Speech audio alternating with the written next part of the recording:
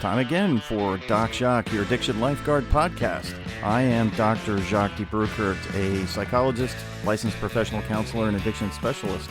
If you are suffering from addiction, misery, trauma, whatever it is, I'm here to help.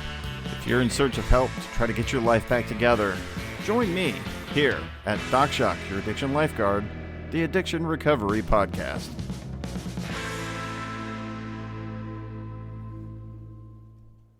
I wanted to be real clear about what this podcast is intended for. It is intended for entertainment and informational purposes, but not considered help. If you actually need real help and you're in need of help, please seek that out. If you're in dire need of help, you can go to your nearest emergency room, or you can check into a rehab center or call a counselor like me and talk about your problems and work through them. But don't rely on a podcast to be that form of help. It's not. It's just a podcast.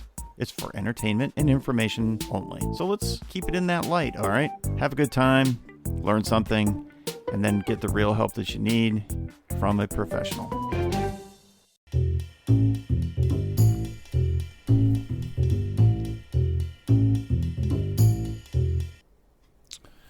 You know, I wanted to talk to you today about crossing the line.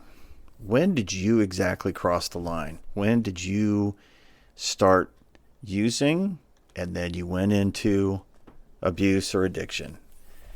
Most people don't wake up one day and say, today I'm going to become an addict or I'm going to be addicted. So how does it happen? Well, that's what we're going to talk about today. Addiction is not a moment. It's a shift, a line that gets crossed kind of quietly and gradually, sometimes invisibly. You don't even realize it's happening, but it's a shift. So it's kind of like when you walk into a body of water you can't see below the surface. You don't feel the drop off until suddenly you just can't touch the bottom. And that's kind of how it happens. You know you're in the water, but you never know when you're going to cross that line. You're going to shift and drift into it suddenly. So that's the topic for today. When did you cross that line, or how did you cross that line? So think of it as it's about risk. It's not just about behavior. It's not just how much you use, but it's what it's doing to your life. You know, we talk about the consequences all the time, and that's how we know that we are an addict, is when we have crossed that line, that there's been that shift, and it started to really change your life. I heard Sammy Hagar on a small clip. He was interviewing Joe Walsh, and he said, hey man, how did you get sober? Because Joe Walsh was notorious for being an alcoholic, and he was for a long time. During his time with the Eagles, there was a lot of drinking in that band, but he really got hardcore, and he was really a hardcore addict for about 30 years. And he said, very wise words. He said, in that Joe Walsh voice, if you've ever heard him talk, he's got this very characteristic voice. And he says, it's not about anything other than you got to control your addiction. Because if you don't control your addiction, it's going to control you. And I was like, that's pretty wise. That's pretty smart. So it is really about what it's doing to your life more than how much you're using or when or all that. So the question is it that bad? That's the question that gets asked. Is it that bad? It's always bad. So that's kind of an irrelevant question. The question is this costing me something? Is there some price I'm going to pay? I tell people all the time when I'm trying to explain addiction, you really start to realize that you're losing stuff. And so when you want to try to get sober, what's happening is you're starting to understand that you're about to lose something, or you have lost something that you didn't want to lose.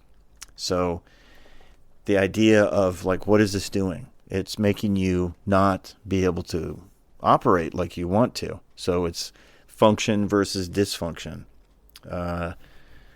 Can you function, or are you dysfunctional all the time? Choice versus compulsion. I can't stop. I want to. I think I do. I can do it for a couple of days, and then you realize you can't. So it's choice versus compulsion. And those are the ideas that I want you to hang on to as I'm going through what I'm about to talk about. The first thing is the early warning signs. When that line starts to move, it starts shifting. So the line doesn't move all at once. It's not like one day you wake up and you're like, oh, like I said, oh, I'm an addict. That's not how it happens. It's a slow drift. It drifts away. What you accepted yesterday or 2 weeks ago or 3 months ago as being not okay, suddenly you're doing it. And you don't even realize you're doing it. So some basic ideas here about what to pay attention to when you're seeing these early warning signs in your usage. You're using more than you intended, using more often than you intended.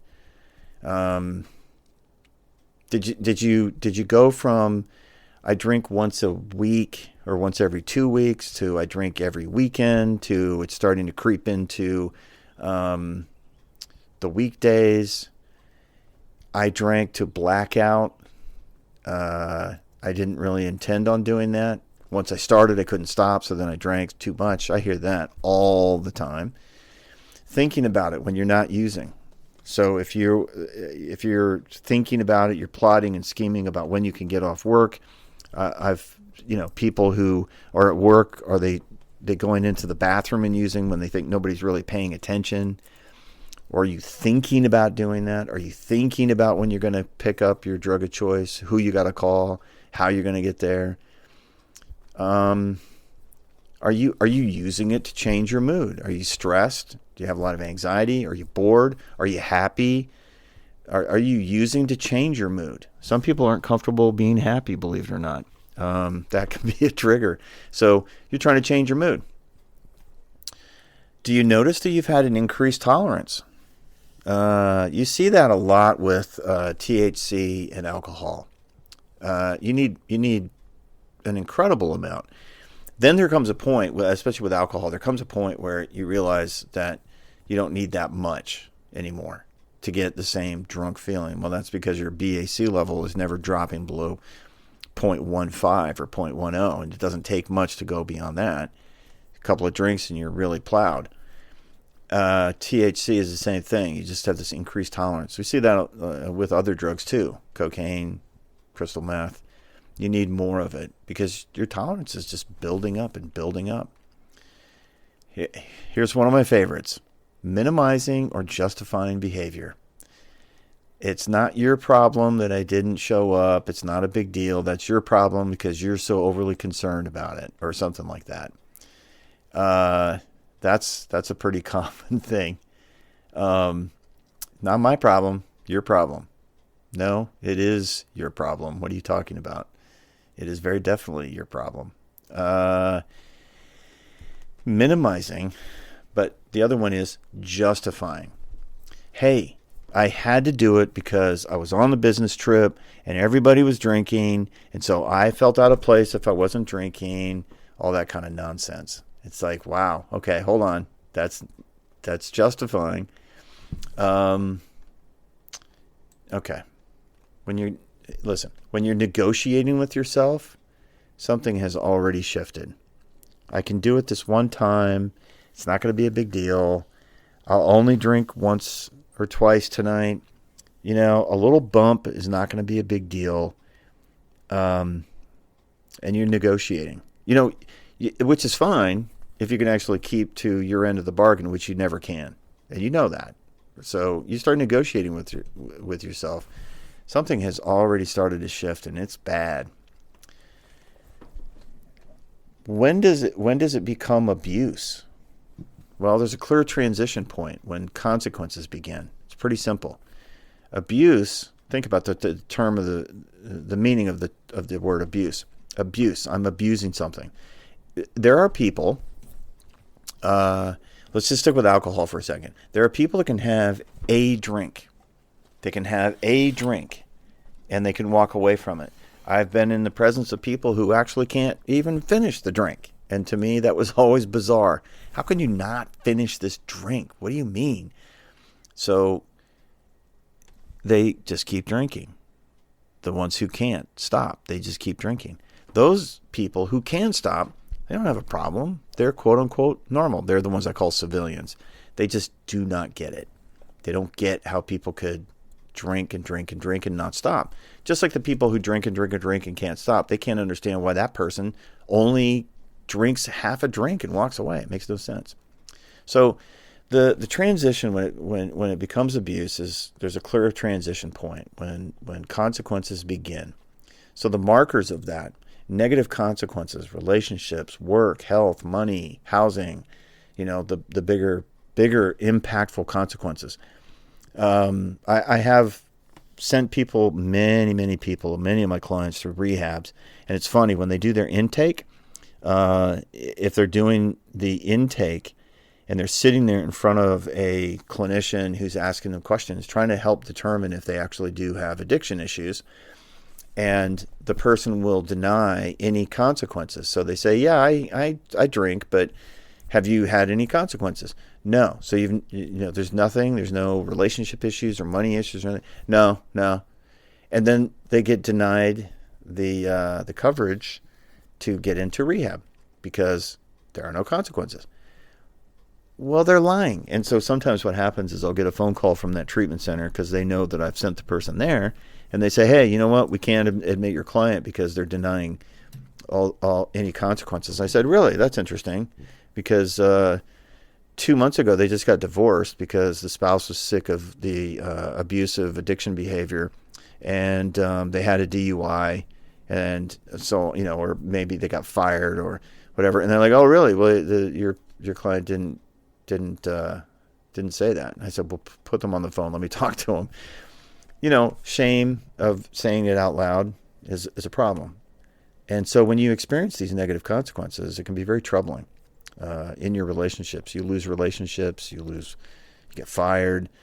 You got pancreatitis, or maybe you overdosed. You can't, you just feel horrible. So that's one of the markers of when it's becoming abuse. Continued use despite those consequences of that negative impact. You just keep using. That's a good sign. Secrecy. Oh man, secrecy. Hiding stuff. Like my catchphrase that isolation is addiction's best friend is very true. And so you start to become very secret. I was very secretive. I rarely drank in front of people. If I did, it was maybe one or two people that I knew wouldn't say anything to me about it. But typically, my drinking was in isolation, and that is true with almost all of my clients.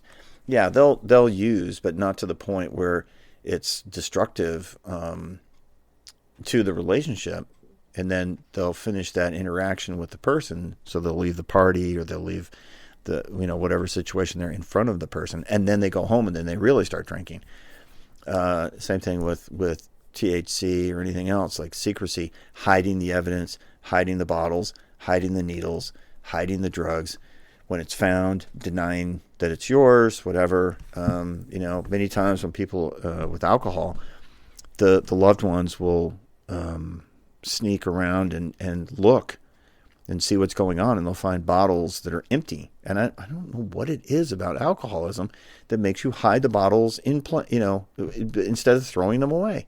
Maybe you don't want the trash man to know that you're an alcoholic or something, I guess. But they'll hide them. So you got bottles of vodka just stashed away in places.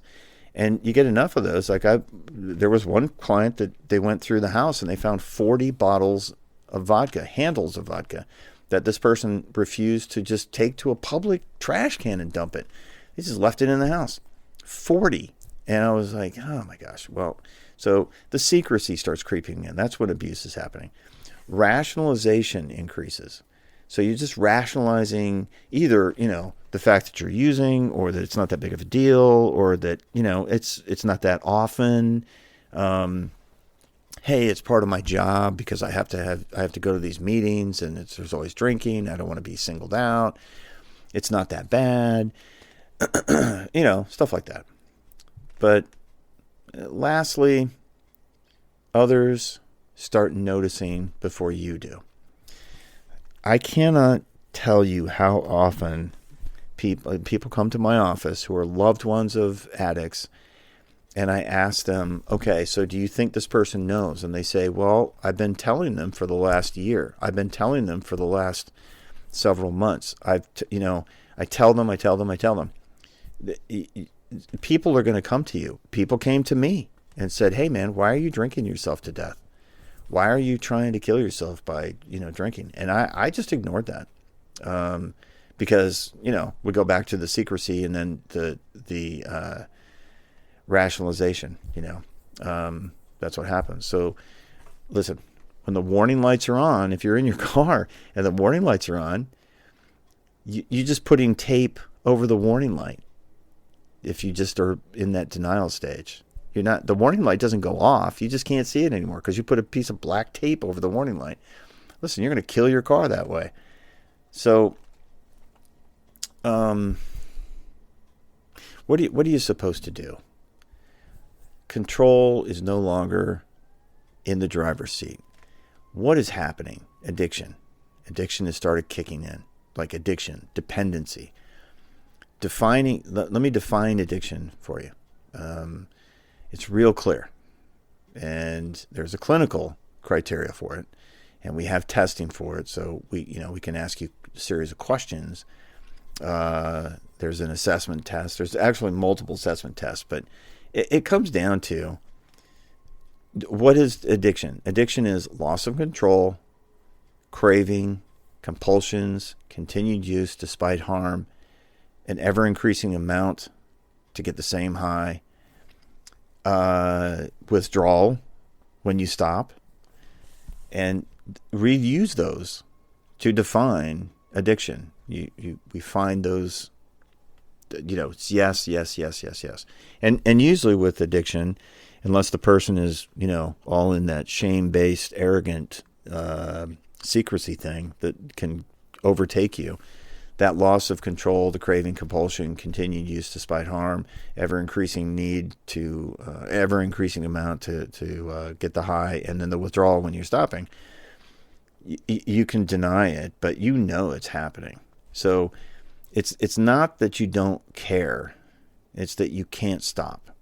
And that's what a lot of people who, I don't know if anybody's listening to this today who's a loved one of an addict, but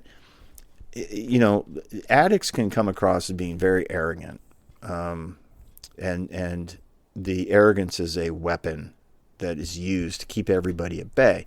And trust me, it's not that they don't care about their appearance, their physical condition, their emotional state, the consequences of what's going on. It's that they can't stop. I heard somebody explain it in a way that was pretty clear as to what it's like when you're trying to explain it to the citizens, the not the professionals like us addicts. It's like this. You can present somebody with an idea very clearly. You can explain it very clearly. Hey, man, your usage is going to have very negative consequences for you, man. You're using.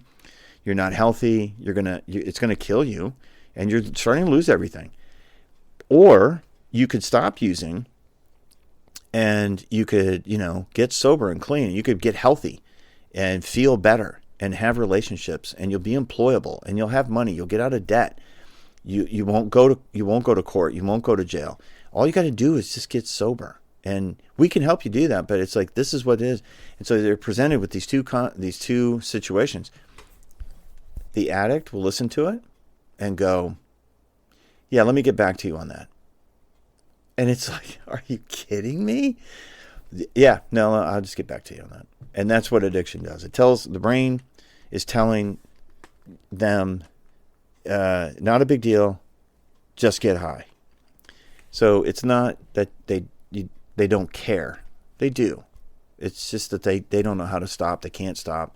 Maybe they've tried stopping or whatever. Maybe you've tried to stop several times, multiple times, 10 times, 50 times, whatever, and you just can't. That's fine. But that's what happens.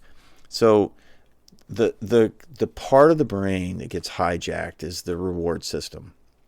And it's funny because the survival wiring gets misdirected. So survival instinct, I'm going to survive this. I need to survive this.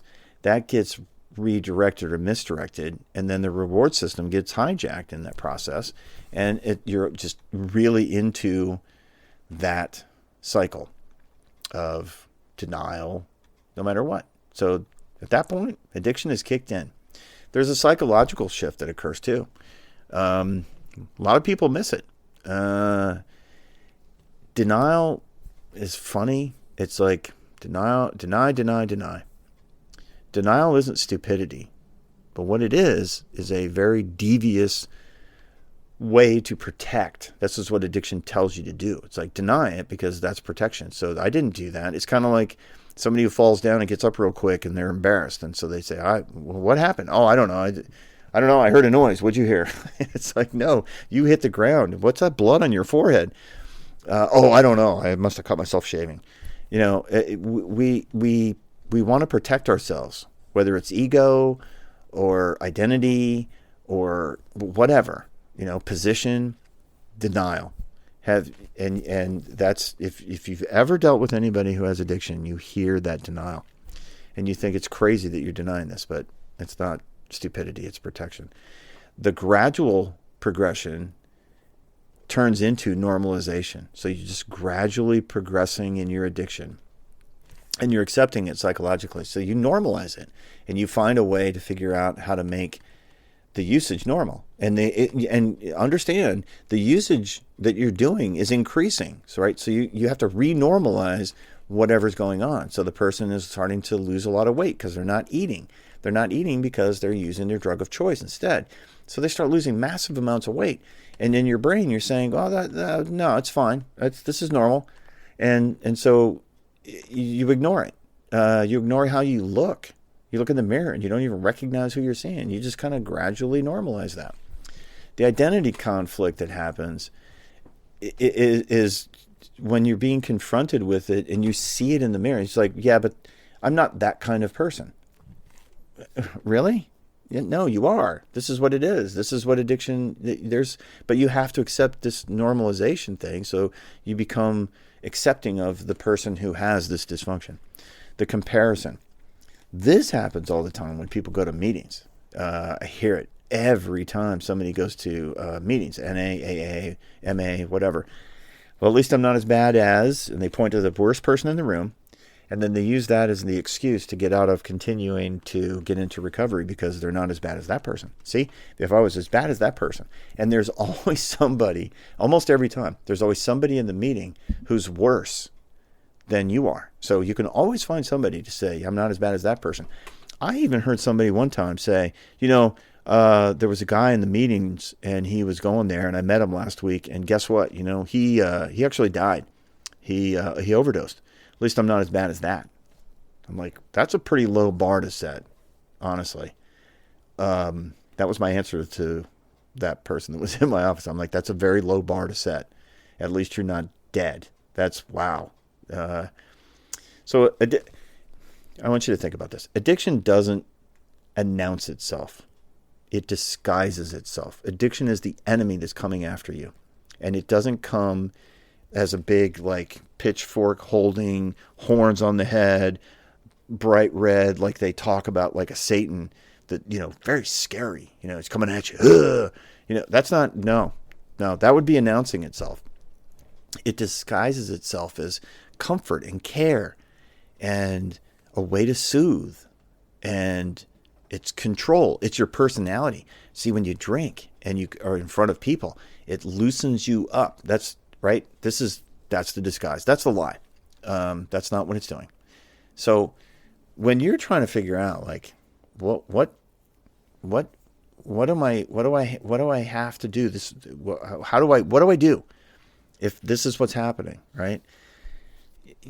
Honest questions, like a self-assessment. Listen, I want you to ask yourself, have you ever tried to cut back and you couldn't? And when I say cut back, I mean seriously cut back. So if you're drinking and you're drunk multiple times a week, have you ever tried just having one drink for that day and then one drink the next day and then not drink the next day and then not drink the next day and then have one drink? Have you ever tried that? But you couldn't do it. You made it one day. Sober October. Oh boy.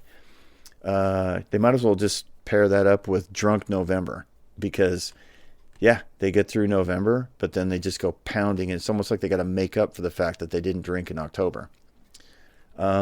So that's one question. Have you ever tried to cut back and you couldn't do it? Do you use to cope instead of deal? Is that your coping mechanism? Is that what you have to turn to? It certainly was for me. That was my coping mechanism. That was my only coping mechanism.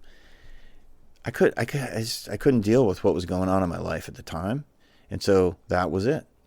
So do you use to cope? Or are you capable of dealing? Has anyone expressed concern to you? Has anybody taken you aside and said, hey man, I'm really worried about you. Hey man, why are you trying to drink yourself to death? Hey man, listen, I love you to death, but you're scaring me and I'm very, very concerned. Have anybody ever come up to you and said that? Ever? Because if you're healthy and you're fine and you're not using in excess, no one's ever going to ask you that about usage. They might be concerned because, hey man, you're working a lot, but they're not going to be expressing concern because you have got this addiction thing going. No, they're not. Here's a question for you. Are you hiding or minimizing or lying to cover the usage? Have you ever done that? Is this taking more than it's giving? So my usage is taking away from my life. We all have experienced watching movies where somebody has some loss and they're like, I need a drink. You know, especially if you're watching movies from the the 30s, 40s, 50s, 60s, even into the 70s. Hey, man, I need a drink. It was like in almost every movie. That was then. That's not what I'm talking about.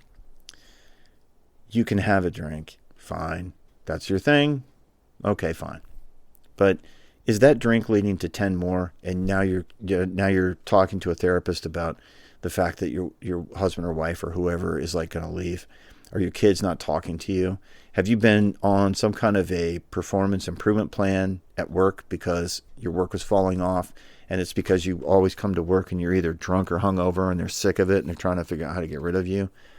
Is it taking away from you? That's a tough one. So not everyone hits bottom the same way. And that's something that you have to realize. It doesn't look the same. If you sit in the rooms and you listen to people and the presenters talking, and they're talking about hitting bottom, it doesn't always hit the same way. Your bottom might be different than the next person. But you have to understand, while many times we talk about this all the time in recovery, you know, my bottom, it had a basement, then there was a sub-basement, then there was a parking garage under it, and you just keep bouncing through the bottom. Yeah, that's true. But there are categories that can define those bottoms. So, like I said before, your health, your freedom, your relationships, your finances. Have you lost purpose? You know, those let's just stick with those 5 things. Your health. Has a doctor been telling you got to stop, or, you know, is your health declining in any way that's noticeable? Your freedom. By freedom, I mean, are you going to have to serve time? Do you have to go to jail for 30 days, 60 days, 90 days, 120 days? You lost your freedom. Why? Because you were caught driving while you were drunk, or you had a possession charge. I've had people that have served 2 years. I've had people that have served 15 years. I've had people that have served 25 years. They're coming into my office to get free from that. But did they lose their freedom? Yeah, absolutely. Every single one of them was some kind of a drug or alcohol related charge. Are you losing relationships? People just not wanting to deal with you anymore. They're sick of it. So you're not asked to parties. You're not asked to family events. You're told to leave. Are you losing friendships? Are you losing romantic relationships? Are you broke because you keep losing jobs? Is that happening? Have you lost the sense of purpose? Did you lose your purpose? Is the getting high and drunk the only purpose you have left? You don't have to lose everything to recognize that you have a problem, but you might lose something. And like I said, what happens usually is you lose or are about to lose the one thing you did not want to lose. So hopefully, if that's where you've gotten, there's a turning point. That's that moment of clarity. Honesty is the doorway. If you understand the truth will set you free. There's some scripture that I'm taking out of context, but it's true. If you're honest, that's the doorway into the freedom. It's not the freedom. It will set you free. Like honesty will set you free. The truth. This is what we're saying about Jesus being Lord and God, and you accepting that, right? But it's like, that's not what I'm talking about. What I'm talking about is, if you understand the truth will set you free, but it's your job to then go through the door to get to freedom. Surrender versus control. Surrender looks very different than control. And I'm sure that when you first started trying to get sober or clean, you were trying to control your addiction. And like Joe Walsh said, you either control your addiction or it controls you. But in order for you to control your addiction, you have to surrender to the fact that you are an addict. So there's an importance that you exercise humility and be able to accept that humility within yourself. And that's where the tool, arrogance, that the enemy, addiction, gives you to try to slay it, right? Keep you from being humble, having humility, that I have a flaw. And the moment you tell the truth, that's the moment that recovery becomes possible. And until then, not going to happen. So what do you do if you recognize that line has been crossed? You've shifted, it's drifted, and you're over the line. There's a very important action. There's several actions you got to take. And I talk about this at the closing of every episode. You got to talk to somebody. Get out of isolation. It is the single most important thing you can do. If you do nothing else, take the free route of stepping into the rooms. Go to a meeting and keep going to those meetings. Get out of isolation. The two real valuable things about NA, AA, MA, all the A's is you're out of isolation and you're in the recovery community. And the second thing is you're working a program with a sponsor where you're working the steps. Those, I believe, are the two most important things about the AAs or the NAs or the MAs. Get out of isolation and work with a sponsor to work through the 12 steps. Here's another one. If you think you might have an addiction, go get a professional assessment. Talk to somebody like me who can administer an assessment test and can say conclusively to you, yeah, you have an addiction problem. You have an abuse problem. There's an importance in trying to get into some kind of a level of care, therapy or outpatient treatment or residential treatment, but you cannot get clean and sober yourself. You're not going to do it by yourself. You're not going to do it in isolation. I don't care how you think you are strong enough to do it. You're not going to do it. Trust me. You got to remove access from your drug of choice. You got to get it out of the house. I have these conversations with my clients. Like, I've got this incredible wine collection and they're an alcoholic. And I'm like, okay, well, you have two choices. You can either continue to be an alcoholic or you can just give away or sell all of the wine that you have. It's great that you are a wine connoisseur, but guess what? That's your drug of choice. Get rid of it. And I have to sometimes negotiate with people on that one because they don't want to do that. It removes their identity. They've attached that much meaning to it. But you got to get rid of the access. Maybe you got to get rid of friends. And I've said this in many podcasts in the past. The way that I deal with people who have drug addiction issues is I tell them, I want you to get your phone out, give me the name of every single person that is associated with usage for you. The friends or the dealers, the people that want you to get high with them, the partiers. I want you to give me all their names. And I write them down. I say, okay, I want you to open up your phone and you're going to say goodbye to those people today. Open up your phone, open up your contacts.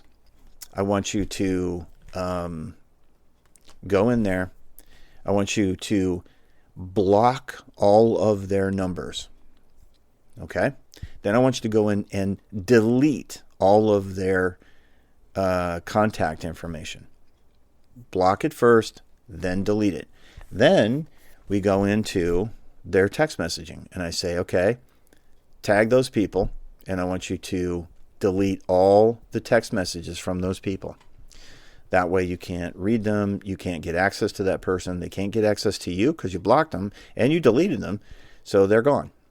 And then we start going through the social media and whatever, Snapchat, Facebook, all of them. Are you following people on Twitter, on X? Where are you following people? How are they getting to you? We go through the other things, the WhatsApp and all the other, Telegram and all the other ways they communicate. We block, then we delete. Remove access. Then you got to start building some structure. And the structure is the structure around recovery. The structure is around non-usage. You got to start building that. And you are not going to be able to do that by yourself. You need help with that. So go back to talking to someone, get out of isolation, but seek professional assessment and professional help. They can help you get some structure around them. Kind of like on the beach. I don't know if you've ever paid attention to the rip current signs. They always tell you the same instructions. If you get caught in a rip current, don't swim into the current trying to get to shore. You swim across the shoreline. The rip current, you'll be drifting out a little bit, but if you swim parallel to the shore, you're eventually going to get out of the rip current, and that's when you'll be able to get to shore. If you try to do it head on into it, you're not going to do it. So don't work yourself to death by yourself. Be smart. Do what you're supposed to do. But the way that happens is working with somebody. Trust me on that one. You got to work with somebody. So crossing that line doesn't mean you're stuck there. It just means you're there. But you can come back over the line. But ignoring it will take you deeper into that addiction. Pay attention to that line, because the earlier you see it, the easier it is to come back. Oh my gosh, this was like a marathon episode of Doc Shock, your addiction lifeguard. Apologize for being so long-winded, but I got a lot to say. I hope you got something out of this podcast. If you did, like and subscribe and tell your friends. I really appreciate you listening. And if you need help, you can reach out to me. If you don't want to reach out to me, that's fine. Go get into therapy. Talk to somebody. Find a way to get some help. Go to rehab. Go to a meeting. Just walk in there, man. Find a sponsor. But doing nothing, that's just going to end up getting you dead. So do something. It's not worth saving your addiction by ending your life. That's crazy. So I appreciate you listening to this episode, and until the next one, this is Doc Shock saying, see ya.